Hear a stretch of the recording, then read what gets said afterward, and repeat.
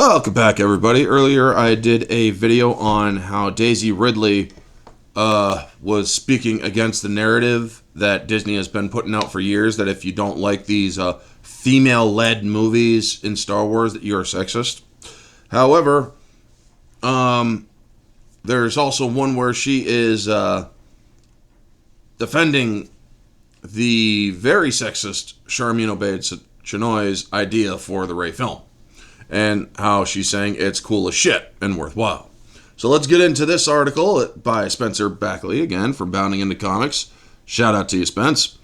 In yet another attempt to build hype for the upcoming and unwanted by audiences franchise entry, Star Wars actress Daisy Ridley has opined from what little she actually knows about it. Sharmeen Obaid-Chinoy's plans for the upcoming Rey Solo film are cool as shit.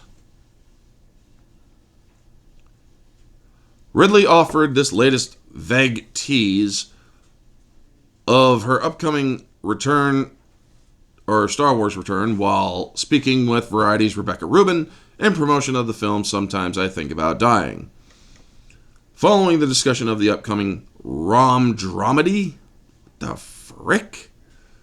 I'm guessing a romantic drama comedy thing, I guess. The actress was eventually pressed by Rubin on her predictions of how the franchise's first female filmmaker will impact the series, to which she asserted, the short answer is, I don't know. I'm excited to do the job, but not because Sharmeen is a woman. Then she explained, ostensibly, I'm trying to do a bit of damage control on Disney's behalf. Well, I guess my last video's question at the end of it was redundant, or is now no longer needed or necessary. Her documentaries are amazing. Her ideas for the story is cool as shit. No spoilers, but she gave me a rundown of the entire story. If it weren't amazing, I would have been like, okay, call me in 5 years, but it's worthwhile. So she confirmed in this one that she is doing friggin' damage control for Disney. She has no integrity. I have lost all respect for Daisy Ridley now. And then pressed on to whether or not it felt weird to make a Star Wars movie without your co-stars Adam Driver, John Boyega, Oscar Isaac. Daisy revealed in turn, no, because I don't know what is what or who is who in the new movie. So much has happened for me since the Skywalker saga. I feel like a grown-up now. When I first started, I was like 20 and I was the youngest on set. It took me the first 2 Star Wars films to feel worthy of being there. Now I'm in my 30s and the whole thing feels quite different. I've been able to work with other filmmakers, and hopefully I've gotten better as a performer. Despite the actress knowing near nothing about the actual concrete plot of the film, as noted above, this is not the first time Ridley has used the media appearance to try to inspire some semblance of audience excitement towards the film. Asked for a tease of Rey's next adventure during November 2023, given The Hollywood Reporter's Brian Davids, the actress declared, I haven't read anything, but I know the story. It's really worth telling, worth exploring, and I think people will be excited. Well, unfortunately, I'm not excited.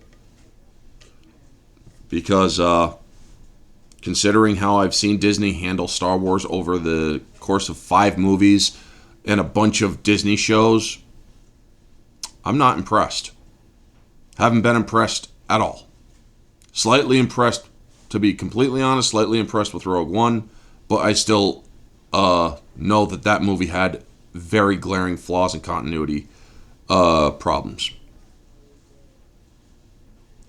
Likewise, when asked to recall the journey that led her to rejoining the shambling corpse of a franchise in January 2024, French Entertainment, she detailed how, after being approached with the opportunity from Kathleen Kennedy, I thought about it for a little bit. Once I knew what the story was and everything, I knew that it was something I wanted to do.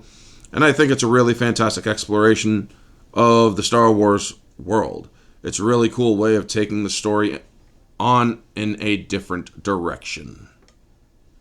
To this end, as of writing, little is known regarding the plot of the Rey Solo film, outside of the fact that it will follow the titular heroine as she works to rebuild the Jedi Order. Meanwhile, audiences interested in Ridley, Sometimes I Think About Dying, can catch screening when it hits theaters January 26th.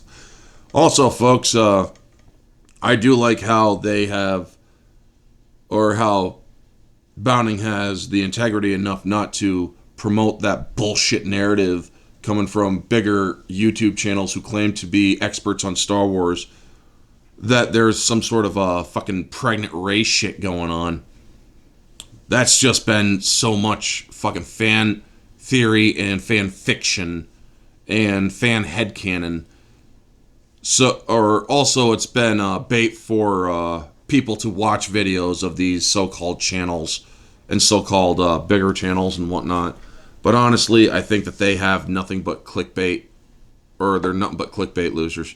And I'm glad that Bounding had the integrity to not promote that shit.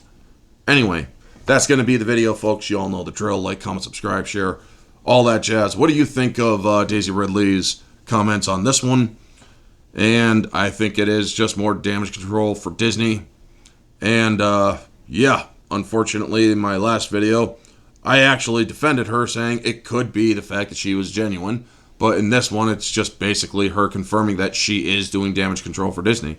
So yeah, unfortunately, Daisy Ridley has very little in the way of integrity. Apparently, she has not matured in 10 years.